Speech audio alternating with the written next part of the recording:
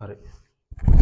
ඊළඟ ළමයි මේ මම පොඩ්ඩක් අර කොලේ අයින් කරලා ළමයි මේ දාගත්ත පොඩි වයිට් බෝඩ් එක පොඩි.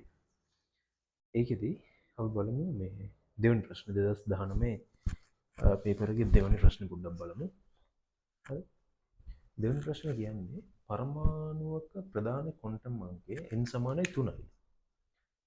දැන් ඔයාලා කට්ටිය සාමාන්‍ය දැන් මොනවද සාමාන්‍ය ලේසි ප්‍රශ්න මුලින්ම ළමයි මේ පාස් පේපර්ස් වල ඔය මුල් ටිකේ ඉන්නේ ගොඩක් වෙලාවට මූලික දේවල්. ඒ කියන්නේ මූලික දේවල් කියන්නේ දැන් ඔය හතරවෙනි ප්‍රශ්නේ 4 5 කියන ප්‍රශ්න දෙක දෝලණය වෙනවා මේ IUPAC නාමකරණය පිළිබඳව. ඉතින් එතකොට ඒකේ එක ප්‍රශ්නයක් එනවා අනිවාර්යයෙන්ම IUPAC නාමකරණයක් එනවම තමයි. හරිද? ඒතකොට ඒකට ඔයාලා මේ අනිවාර්යෙන් රෙඩි වෙලා යන්න ඕනේ. එතකොට දැන් මේ ක්වොන්ටම් අංක ගැන අනිවාර්යෙන්ම එනවා. කෙනෙකුට අනිවාර්යෙන්ම කියන්නේ බොහෝ දුරට එනවා. එන සම්භාවිතාවක් තියෙනවා. හරි. එතකොට දැන් මේ කියන්නේ n සමානයි 3යි.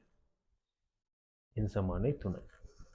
n සමාන පරමාණුක ප්‍රධාන ක්වොන්ටම් අංකය n සමානයි 3 හා ආශ්‍රිත උපරිම ඉලෙක්ට්‍රෝන යුගල් සංඛ්‍යාව ඉලෙක්ට්‍රෝන යුගල් සංඛ්‍යාව කියලා තමයි අහන්නේ. එතකොට දැන් ඔයාලා තේරුම් ගන්න ඕනේ n සමානයි 3 දී ළමයි මොනවද තියෙන කාක්ෂික ටික? 3s තියෙනවා 3p තියෙනවා ඊළඟට 3d තියෙනවානේ. ඒතර ඕකේ අපි කාක්ෂික ටික සටහන් කරගත්තොත් මෙන්න මෙහෙම නෙන්නේ. S එකේ එක කාක්ෂිකයනේ තියෙන්නේ. P එකේ කාක්ෂික 3යි. මෙයාලා ඉන්න තැන් නේද මේ කියන්නේ. D එකේ කාක්ෂික තියෙනවා 5ක්. හරිනේ. 1 2 3යි 4යි 5යි. හරි. ඕකේ ඉතින් අපි මේකේ ඉලෙක්ට්‍රෝන ටික පිරෙව්වොත් කොහොමද පිරෙන්නේ? අර අවුෆ්බව මූල ධර්ම යනෝනේ. 3s වලට පුරවනවා 3p වලට ඊළඟට පිර වෙනවා. හරිද? මේක මේ එකට වුණා.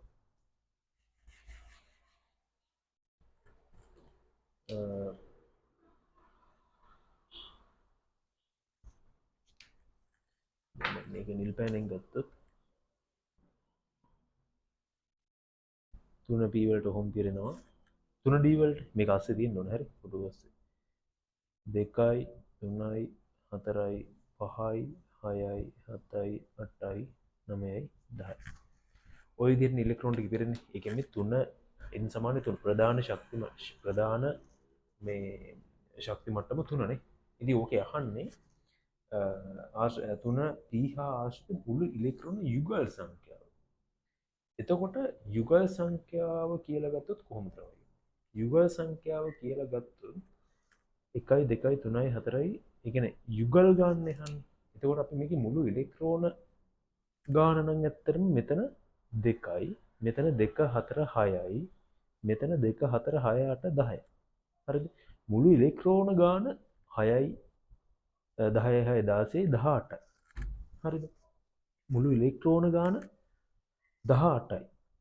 හරිද? මුළු ඉලෙක්ට්‍රෝන ගාන 18යි. ඒ කියන්නේ මුළු ඉලෙක්ට්‍රෝන ගණන 18යි. හැබැයි යුගල් ගන්න යන්නේ නැහැ. යුගල් ගාන කියන්නේ යුගල් ගාන කියලා කියන්නේ 18 බෙදීම 2නේ. ඒ කියන්නේ යුගල් ගාන කියන්නේ කීයද? 9යි නේද? එතකොට ඉතින් අපිට මෙහෙමත් ගන්න පුළුවන්. 1යි කියන්නේ යුගල් ගාන ගත්තොත් 1යි 2යි 3යි 4යි 5යි 6යි 7යි 8යි 9යි.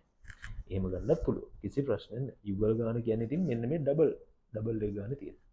ඒතර මේකේ උත්තරේ වෙන්නේ ප්‍රශ්නාංක 2ට උත්තරේ 2 කියලා අපිට ගන්න පුළුවන්.